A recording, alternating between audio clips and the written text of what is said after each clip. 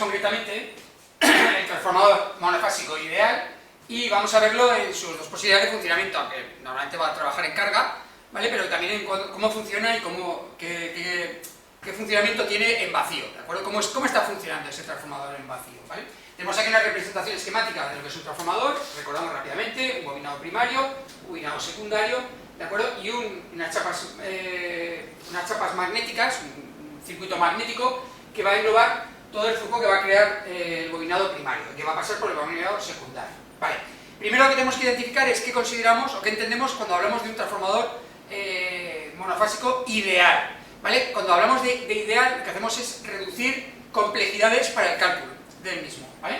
¿Qué es lo que reducimos? Cuando es ideal, cuando hablamos de un transformador ideal, reducimos primero, consideramos que las bobinas, el circuito eléctrico, el cobre, no tiene pérdidas por efecto Joule, quiere decir que la resistencia que presenta, que sí que tiene, obligatoriamente porque es un conductor, ¿vale? Es despreciable prácticamente, las pérdidas son muy pequeñas, ¿de acuerdo? Con lo cual, la resistencia de la bobina 1 y la resistencia de la bobina 2 son 0, las consideramos, para empezar a simplificar y poder trabajar más fácilmente. Y también consideramos que todas las pérdidas que hay en el circuito magnético también son despreciables. Estas son más, hay bastantes más pérdidas, o sea, no de cantidad, sino de cantidad de valor, sino de posibilidades de pérdida. En corto, una de ellas es el flujo disperso. Cuando esta bobina crea flujo, en lugar de ir todo por el circuito magnético, por las chapas metálicas, ¿de acuerdo? Hay parte que se va por fuera y se pierde, ¿de acuerdo? Pues ese flujo disperso lo consideramos despreciable. También hay pérdidas por el efecto Foucault, que son unas corrientes que aparecen, unas corrientes alternas que aparecen dentro de las chapas magnéticas, ¿de acuerdo? Que solamente lo que nos hacen es calentar la chapa y pérdidas de energía, de potencia en vatios. Y también el proceso de histéresis, que estamos trabajando en alterna, ¿vale? Ese proceso de magnetización en un sentido o en otro, ¿vale? Al final es un calentamiento, unas pérdidas que tenemos. Pues estas dos pérdidas que teníamos, o Joule o todo el circuito magnético, las consideramos despreciables, o sea, simplificamos mucho el circuito. Vale. ¿Cómo funciona rápidamente? Aunque ya hemos visto un vídeo de cómo funciona, lo vamos a recordar. Lo tenemos ahí. Para el funcionamiento de este transformador, lo primero que tenemos que darle es una tensión U1 alterna externa a él.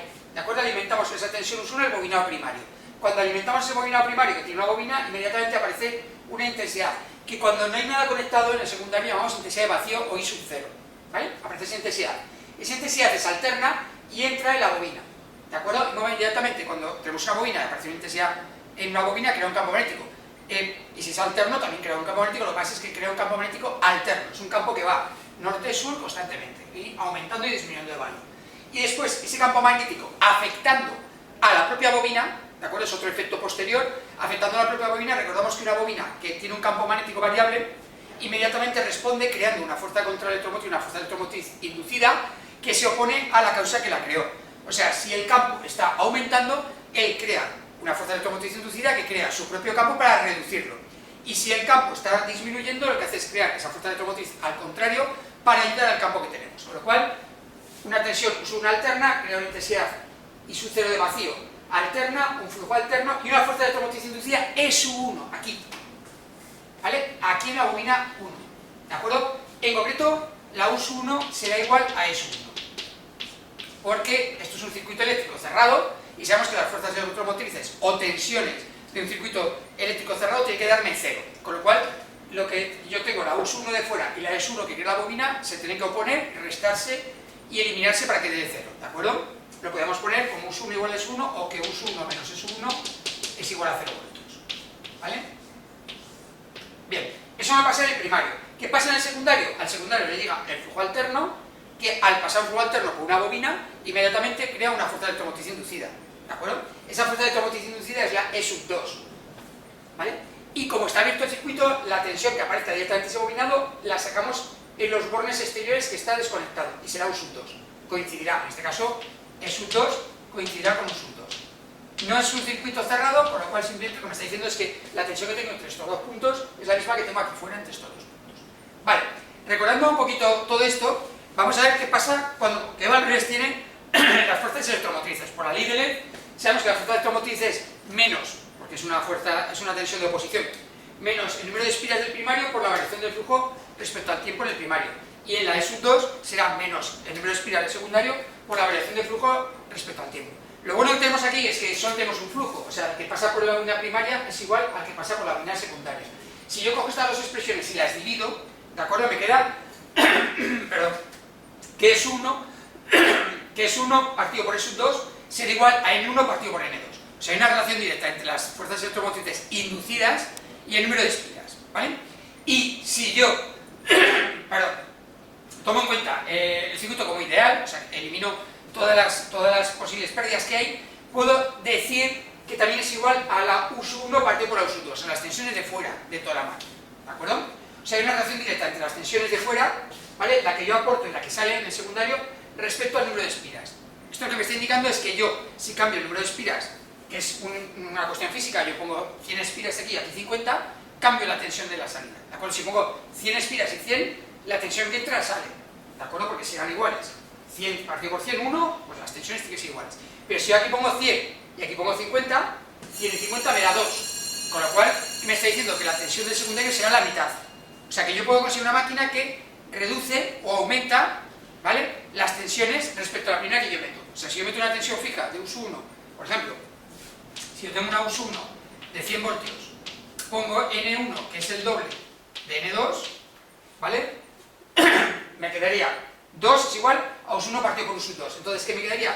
Que U sub 2, ¿vale?, es la mitad, es 50 voltios. He conseguido un transformador reductor, ¿vale? Entran 100, salen 50 voltios. Si yo hiciera al revés, que N2 fuera 2 veces N1, ¿de acuerdo?, me pasaría al contrario, U sub 2 sería el doble, 200 voltios. O sea que yo puedo tener una máquina que puedo aumentar o reducir la tensión que entra, ¿de acuerdo? Ese es el funcionamiento. Vale, esta es la base y ahora vamos a ver con un diagrama fasorial cómo sería lo que está pasando dentro de ese transformador. Bueno, pues vemos el diagrama fasorial de lo que está sucediendo. Vamos a tomar en cuenta varias cosas. Lo primero, la tensión del primario, que es la que introduzco yo desde fuera, la voy a tomar como referencia, con lo cual al tomarla de referencia, tomo el punto 0 y la pongo en horizontal hacia la derecha, ¿vale? Cuando tengo esa U sub 1, ¿qué es lo que sucede? Lo siguiente que aparece es la I sub 0, la intensidad de vacío, ¿vale? ¿Y quién la crea? La crea porque hay una bobina en el circuito, con lo cual lo que tengo es un circuito de una bobina pura, con lo cual ya sabemos de los temas anteriores de corriente alterna,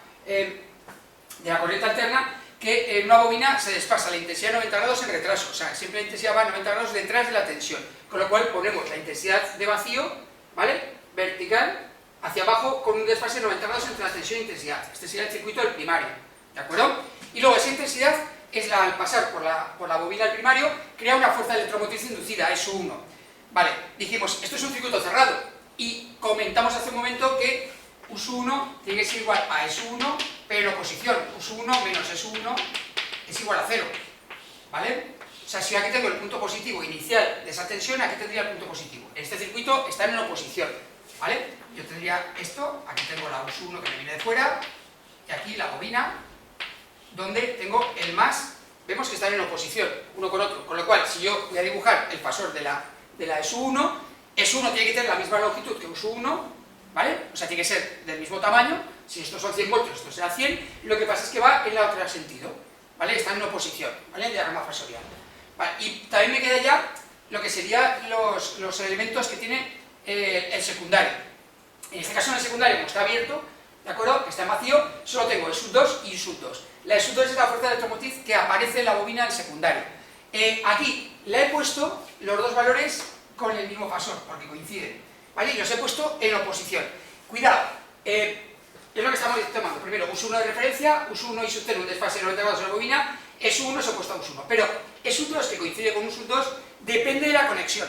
Que yo lo ponga hacia la izquierda, opuesto a U sub 1, es debido a cómo he colocado el circuito de la bobina del secundario, ¿vale? Si yo empiezo a hacer el giro de la bobina cuando la estoy montando en la columna, si yo empiezo a hacer el giro así, ¿vale?, para ir montando la bobina, o empiezo a montar la bobina así, no es lo mismo, ¿de acuerdo? Porque hago el circuito contrario al primario o el circuito. Entonces yo, depende, tal como lo he colocado ahora, la tensión me va a dar al revés, porque los puntos homólogos, los puntos de entrada de intensidad o de salida de intensidad están al contrario. Si vemos este va a girar así, ¿vale?, y este está girando al revés, con lo cual la me da en diferente sentido. Si yo le hubiera puesto este que gira como el primario, ¿vale?, me darían las tensiones hacia allí. O sea, podrían ser dos circuitos, o sea, dos diagramas diferentes, lo cual que lo hemos metido todo en el mismo para entender qué relación de homólogos hay en los dos bobinados que acabamos de tener, ¿vale? Y este sería el diagrama vectorial del trafoideal en vacío. Y ahora vamos a pasar directamente a explicar qué diferencias tiene este trafoideal, pero ya en carga, poniendo una carga. Vamos a ver qué sucede en el circuito cuando lo ponemos en carga. Estamos hablando de transformador monofásico ideal todavía, ¿vale? Ponerlo en carga, ya lo está poniendo ahí. ¿Qué significa poner en carga? Pues cogemos el bobinado secundario, que estaba antes abierto, en vacío, y le ponemos una carga, ¿vale? Una carga, una impedancia, podría ser cualquier cosa, desde bombillas, motores, lo que queramos, ¿vale? Le ponemos un elemento que tiene una impedancia y que va a recibir esa tensión secundaria, ¿vale? En el momento en el que yo cierro ese circuito, igual que cualquier circuito que está llegando una tensión, que es una fuerza electromotriz que teníamos inducida, ¿vale? Inmediatamente aparecerá una intensidad por el circuito. Esa intensidad pasará por la carga y hará lo que sea. Calentará, dará luz, hará funcionar el motor, ¿vale? Hasta ahí todo bien. Pues un circuito eléctrico no tenemos problema. Pero vamos a pensar qué pasa con la I-2. La I-2 es una corriente alterna que me aparece en el secundario y va a ser una cosa curiosa, porque esa intensidad que está recorriendo el bobinado secundario, ¿vale? El devanado del bobinado secundario, al pasar, como es alterna, va a crear un flujo, también ellos va a crear un flujo, ¿vale? Que va a circular por el circuito magnético, pero cuidado, va a crear un flujo que se opone al primero, al que le llega. Este flujo es el que lo crea el bobinado 1, el que ya existía en vacío, ¿vale? Pues ahora este I2 va a crear un flujo 2 de oposición, ¿de acuerdo? Lógicamente, en el circuito secundario pues aparece una intensidad y aparece ese flujo, ¿vale? La intensidad 2 alterna crea un flujo de oposición en el secundario. El flujo total se reduce, o sea, quiere decir, si tengo un flujo que va en un sentido y el otro al contrario, si yo mido el flujo en el circuito magnético, lo normal es que su valor disminuyera, ¿vale? Pero comprobamos experimentalmente que no se reduce el flujo. El flujo se mantiene constante. Si se mantiene constante el flujo que hay en vacío, la máquina, el transformador funciona en vacío, con el que funciona en carga. Eso es raro, porque hay un flujo que se tendría que restar, porque no se resta. Pues la solución ¿cuál es? Muy sencilla. ¿Qué hace el bobinado primario? Cuando ocurre eso, que ve que el flujo que se está creando se reduce, inmediatamente, o al poner una carga, lo que hace el bobinado primario es compensar esa reducción del flujo, ¿cómo? Cogiendo más intensidad. Antes en vacío, la intensidad que cogíamos era la I0, que es la que creaba el flujo magnético de funcionamiento en vacío, pues ahora, aparte de coger la I1 será la I0 inicial, el flujo inicial, más una intensidad que compensa ese otro flujo que viene del secundario. Con lo cual, ¿qué hacemos? Aumentar la intensidad del primario para compensarlo directamente. Con lo cual, lo importante de toda esta exposición es una cosa muy importante. El flujo magnético en vacío de un transformador y en carga es igual, ¿verdad? Hay unas pequeñas diferencias, pero nosotros lo consideramos que es idéntico, ¿de acuerdo? Y ya tenemos las características de las intensidades y vamos a ver qué es lo que está sucediendo y qué está funcionando en ese transformador en carga. Vale, vemos el pequeño recordatorio del funcionamiento. Lo que ponemos aquí. Inmediatamente tenemos el transformador funcionando en vacío y conectamos en ese transformador una carga Z en el secundario. Inmediatamente aparece una intensidad I2 por el secundario, al cerrar el circuito, una intensidad 2 alterna. Esa intensidad, al recorrer el bobinado secundario, crea un flujo 2 que se opone al primer flujo que lo crea, ¿de acuerdo? Con lo cual se tendría que reducir ese flujo total, pero no ocurre eso, sino que el bobinado primario, ¿qué hace?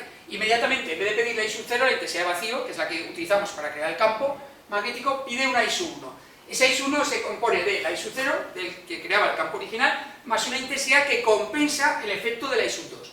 Y así mantenemos siempre el flujo constante, ¿de acuerdo? Como se mantiene el flujo constante, nos aparece una fórmula que es muy buena para la relación de transformación que hemos visto antes, que es que, como se mantiene el flujo, quiere decir que la fuerza magnetomotriz de la bobina 1 tiene que ser igual a la fuerza magnetomotriz de la bobina 2, ¿de acuerdo? Se está manteniendo esa fuerza de capacidad de crear flujo, ¿vale? Y recordando a qué equivalen estas expresiones, que era N1 por I1 es igual a N2 por I2.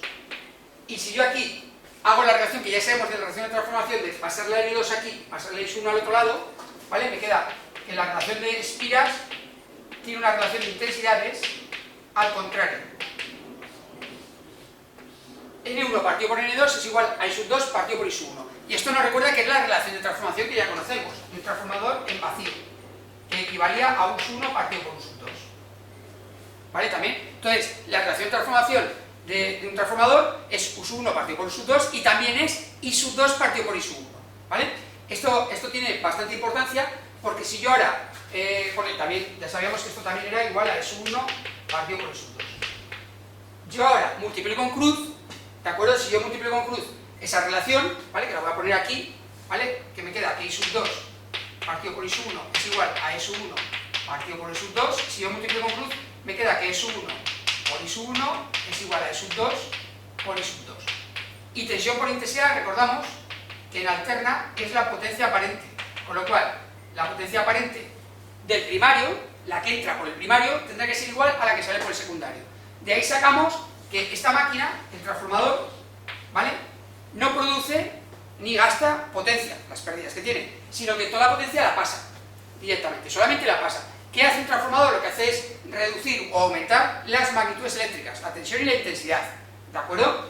Yo puedo conseguir, con una reacción de transformación mayor de 1, reducir la tensión y meter 100 voltios y sacar 50. Y con una relación menor de 1, al revés, meter 100 voltios y tener 200.